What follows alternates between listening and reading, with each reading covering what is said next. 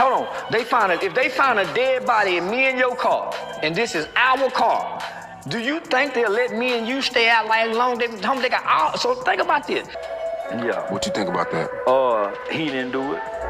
Fuck out of here. All the evidence that's out there. This moment right here, the exact second Charleston White said he didn't do it, broke the algorithm. Like, not metaphorically. The internet actually froze, glitched, and collectively gasped like a reality show cliffhanger. Because let's be real, nobody expected Charleston White of all people to play defense attorney for a pop star wrapped up in a literal murder scandal. This is the same guy who mocks rappers, pepper sprays streamers, and calls out the entire hip-hop industry before breakfast. But this time, he wasn't trolling. He sounded dead serious. And when Charleston gets serious, the timeline loses its mind. Within hours, clips of this moment hit TikTok, YouTube Shorts, even random Facebook auntie groups with captions like, "Charleston White knows something. If he says D4vd innocent, maybe we've been played." Nah, this man woke up and chose chaos and law school. The reactions were instant and polarized. Half the internet called it delusion. The other half called it divine logic. But here's where it gets wild.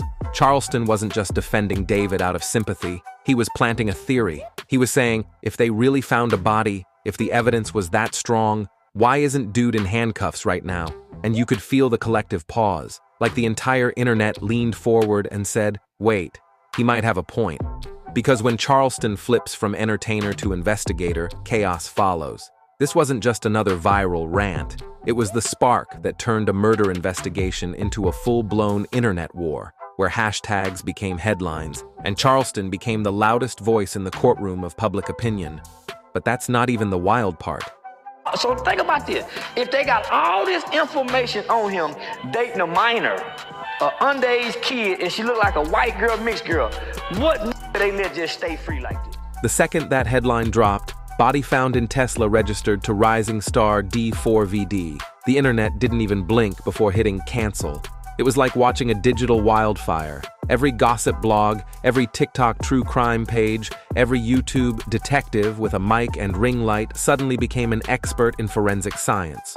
Within minutes, people were writing his obituary online. Twitter threads were mapping evidence, fan accounts deleted posts, and brands that once called him the next big thing were ghosting him like an ex who found a better influencer. It was public conviction by pixels. And the irony? No one had read the police report, no mugshot, no warrant, no nothing. Just vibes, rumors, and rage clicks. Then, enter Charleston White, the human glitch in the internet's moral matrix. While everyone screamed guilty, Charleston said, "Hold up, this don't add up." And that's when things flipped from scandal to spectacle. Because when Charleston White, a man known for chaos, suddenly starts making sense, people get nervous. TikTok stitched his video like wildfire, greater than, he's kinda right though. If it was anyone else, they'd be in jail already. Wait, is this the first time Charleston's logical? This wasn't just a defense, it was a challenge.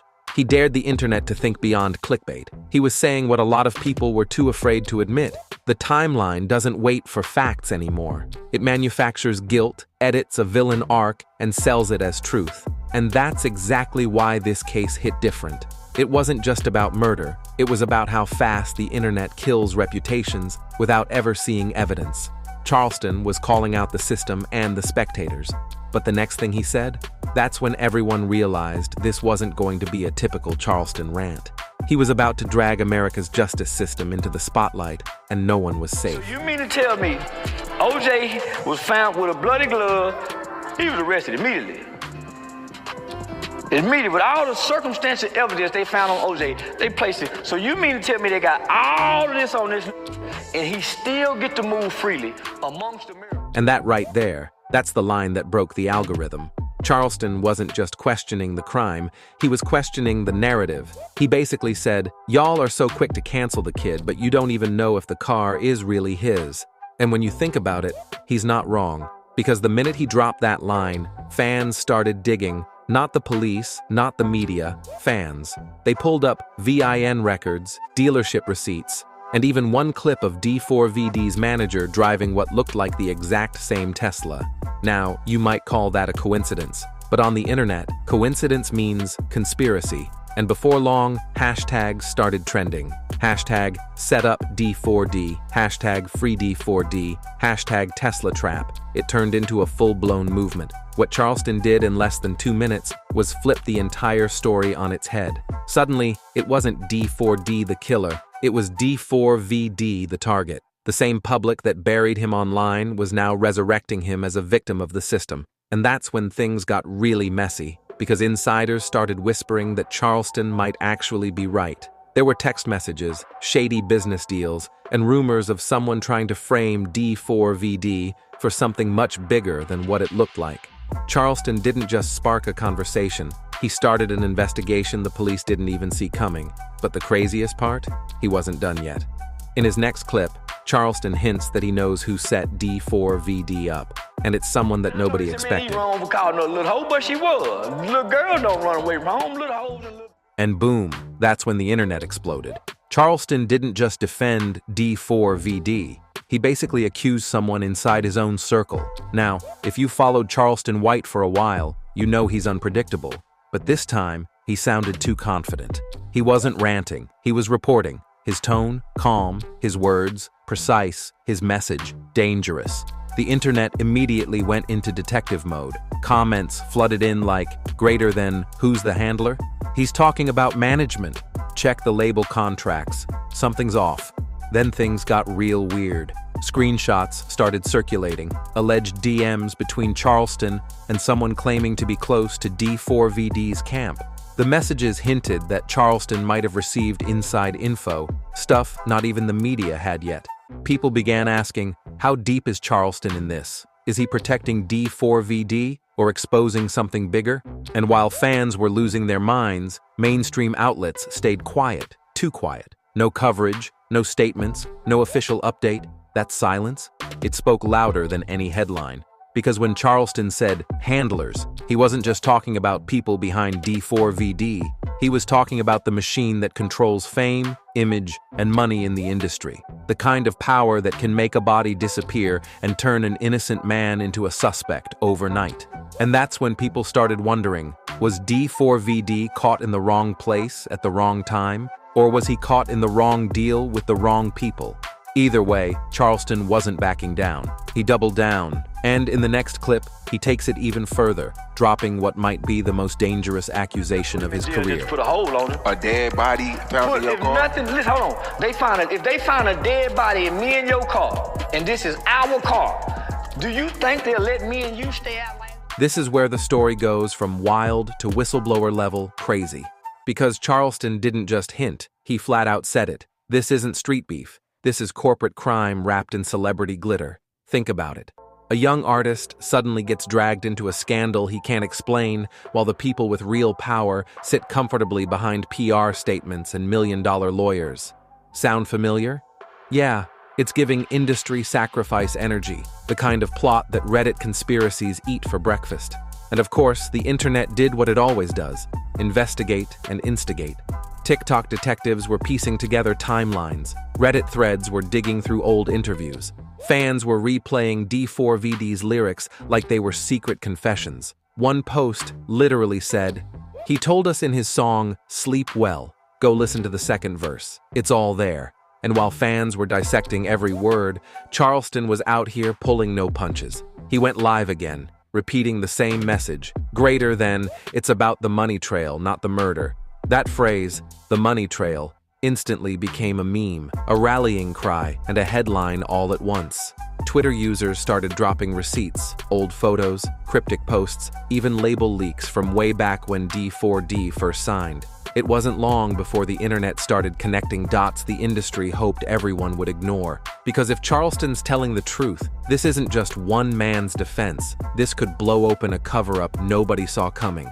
But here's the real kicker. As Charleston kept talking, he may have said too much. Because in the next part of this story, someone close to the situation suddenly disappears, and fans think it's connected. You're not ready for that. Why would they let him walk this freely? Only to lose endorsements and sponsorships and cancel shows and not his freedom. In the climate that we're in. And that was the line that broke the internet. Charleston basically implied that people are being silenced. And if you know his track record, he doesn't usually throw that kind of threat into the wind unless he's seen something real. This wasn't his usual trolling energy. This was a man talking like he's in too deep. Within hours, clips of this moment were everywhere. TikTok had it on loop, with captions like, "Greater than when Charleston White turns into a conspiracy thriller." Twitter, X, was going full detective mode again. Who disappeared? What does he mean by knowing too much? And then, like clockwork, the plot thickened. One of D4v's longtime producers suddenly wiped his socials clean. No posts, no stories, no nothing. Fans instantly tied it back to Charleston's warning, and the hashtag #WHEREISJ started trending overnight. Now, we don't know if these events are connected, but the timing, suspiciously perfect. Because the moment Charleston dropped that "knowing too much" line, everything surrounding this case went dark, like someone hit a switch. No new updates, no press releases, not even fan pages posting, just silence. And in the world of celebrity scandals, silence is never random. It's a signal that something behind the scenes just got real. So here we are, Charleston White's making wild accusations, D4vd's image hanging by a thread, the internet split between he's guilty and he's the fall guy, and the people allegedly pulling the strings, nowhere to be found. But the question that keeps echoing is, what happens next? If Charleston's right, the truth isn't just ugly, it's dangerous. And if he's wrong, he might have just destroyed an innocent man's life over rumors and rage. Charleston White's words didn't just make noise, they cracked open a door that a lot of people wanted to keep shut. From the moment he said this wasn't about D4vd being guilty, but about him knowing too much, the energy online shifted. It wasn't gossip anymore. It felt like a warning.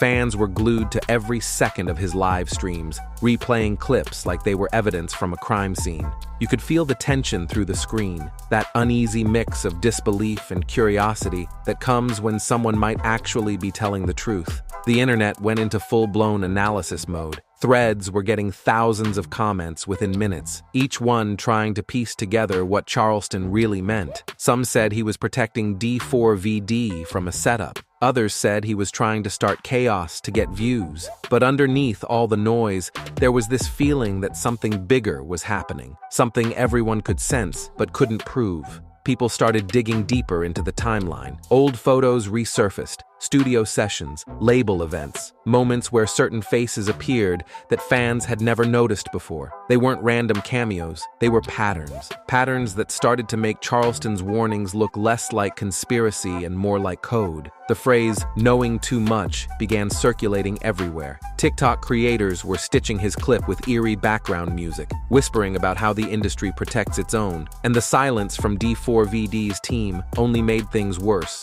Every day that passed without a statement added fuel to the fire. It was the kind of silence that didn't calm things down. It made people think he was being kept quiet. Accounts claiming to know insiders began dropping cryptic posts, talking about contracts, lawyers, and NDAS. Nobody could verify any of it, but it didn't matter. The mystery had taken over the story. Meanwhile, Charleston was doubling down. He went on different platforms saying the same thing, that people at the top were using artists as pawns. His delivery was sharper now, less like entertainment, more like confession. He started talking about handlers, money trails, and cleaning up messes. Each phrase hit harder than the last because it sounded too specific to be random. Fans started noticing that every time he went live, a certain wave of troll accounts appeared trying to discredit him, calling him crazy, trying to bury the clip under noise. That's when the audience realized, if he was lying, why was someone working so hard to shut him up? The discussion split the internet in half. Some believed Charleston was finally saying out loud what other people were too scared to admit, that the industry protects its golden children and sacrifices the rest. Others thought he was exaggerating for clout, taking advantage of a tragedy for attention. Both sides had receipts, both sides had arguments, and the tension between them became the story itself. Comment sections turned into war zones, memes mixed with genuine concern, people quoting him like scripture. "It's about the money trail, not the murder." That line became an anthem for everyone who felt like something shady was going on behind the curtain. It trended for days. Even people outside the fandom started paying attention, wondering what kind of machine could twist a story like this. And then came the eerie coincidences. People who used to post with D4vd suddenly went quiet.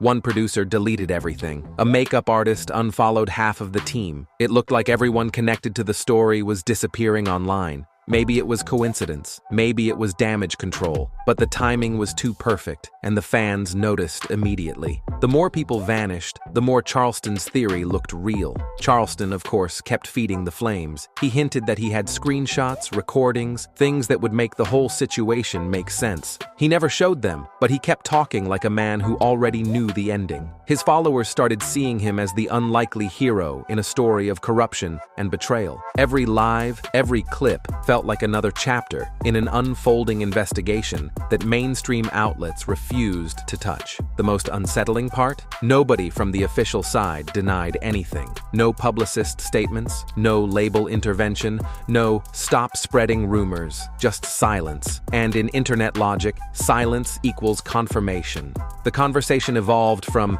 "Did D4D do it?" to "Who's controlling the story?" The deeper people looked, the less it felt like a rumor. There were too many coincidences, too many people who suddenly didn't want to be found. Fans started saying that D4vd wasn't being framed for something he did. He was being punished for what he knew. And that idea hit differently. It made people rethink every interview he'd ever given, every cryptic lyric, every awkward red carpet smile. Suddenly, everything looked like a clue. The song lyrics that once sounded emotional now sounded like warnings. The pauses in his interviews looked like hesitation. It was like everyone was rewatching his entire career with new eyes, searching for hidden meaning. Charleston's name was everywhere. Some said he was reckless, others said he was brave, but everyone agreed he was fearless. You could tell he didn't care about backlash. He was past that point. He kept saying he wasn't scared because the truth protects itself. And that line became the next viral quote, painted across thumbnails and reaction videos. Creators across platforms started making documentaries about the situation, splicing in Charleston's voice with moody music and dramatic subtitles.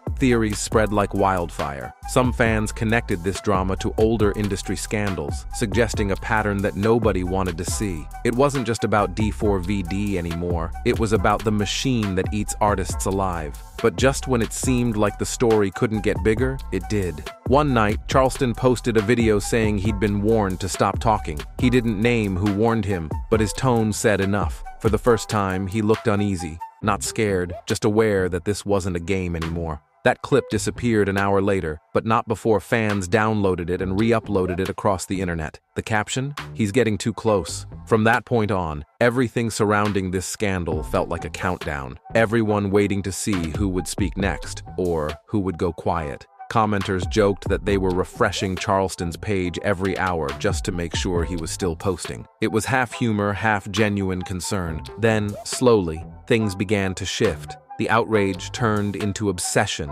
and obsession turned into fatigue. People started realizing how long this had gone on without answers. But right when it seemed like the story was fading, Charleston reappeared with a new message. He said he wasn't backing down, that he had more to reveal, and that the people behind the scenes weren't untouchable anymore. His followers went wild. The clip went viral again. The chaos had come full circle. At this point, the narrative wasn't just about guilt or innocence, it was about power. Who has it, who abuses it, and who gets crushed trying to expose it. Whether you believe Charleston or not, the impact of his words can't be denied. He made people look twice at an industry they thought they understood. He made fans question what kind of deals happen when the cameras stop rolling. And through it all, D4D stayed silent. No tweets, no posts, no explanations, just silence. The kind that keeps people guessing and feeds every theory imaginable. Maybe he's protecting himself. Maybe he's being told to stay quiet. Maybe, as Charleston claims, he's being watched. Whatever the truth is, it's buried under layers of PR, money, and fear. By now, the line between truth and rumor has completely blurred. Charleston might be exposing a real cover-up, or he might just be creating one of the most compelling stories of the year. Either way, he's succeeded. Everyone's talking about it, and nobody knows what's real anymore. So now the question that hangs in the air, Was this whole thing a calculated setup? Did Charleston stumble onto something he wasn't supposed to find? Or is this just another viral illusion, a mix of internet paranoia and a man who knows how to make headlines? Whatever your answer is, this story isn't over. Charleston's promised another reveal, another name, another layer of truth waiting to come out. And if history tells us anything, the next chapter is going to be louder, messier, and 10 times more chaotic than what we've seen so far. So keep watching, stay curious, because every time you think the story's done, someone drops another clip that changes everything. And don't go anywhere. Click the next video you see on your screen for even more juicy celebrity chaos, betrayals, and stories Hollywood doesn't want you to know. See you in the next one.